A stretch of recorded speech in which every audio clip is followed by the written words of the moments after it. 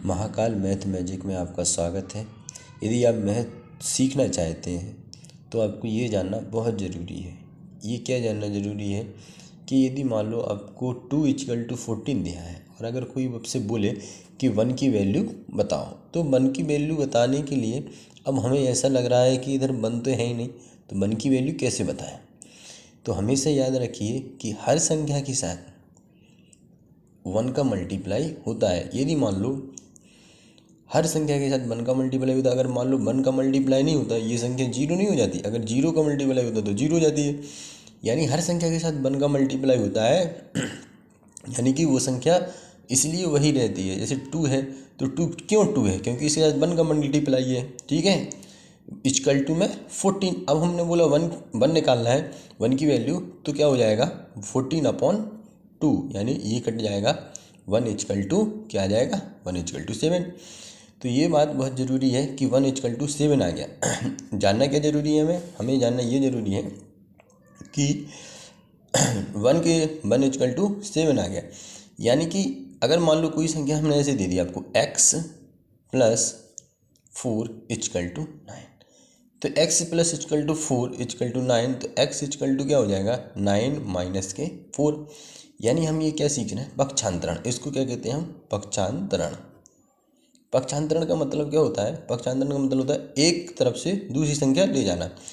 तो एक बात हमेशा याद रखो, यदि कोई संख्या प्लस में है, यदि कोई संख्या प्लस में है और वो बराबर की उस साइड जाती है तो माइनस में हो जाती है। और यदि कोई संख्या माइनस में है, जैसे कि अगर हम बोले आपको x - 9 = 3, तो अगर ये बराबर की उस साइड जाएगी तो x = क्या हो जाएगा 3 + 9, क्योंकि ये माइनस की थी, ये इस साइड गई तो किसकी हो गई, प्लस की। तो इस तरह से यदि अगर कोई संख्या, हमने क्या सीखा, यदि कोई संख्या प्लस की है, यदि कोई संख्या प्लस की है और बराबर की उस साइड जाती है तो माइनस की हो जाती है। और यदि कोई संख्या माइनस की है और बराबर की उस साइड जाएगी तो प्लस की हो जाएगी। पहली बात। दूसरी बात क्या है, हमें ये जानना बहुत ज़रूरी है कि अगर हम कैसे पता लगाएं कि कौन सी संख्या किस चिन्ह की है, तो जो चिन्ह किसी संख्या के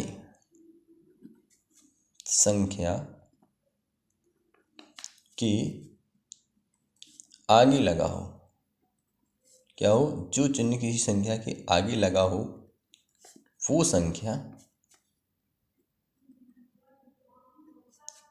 उसी चिन्ह की मानी जाएगी, उसी चिन्ह की मानी जाती है।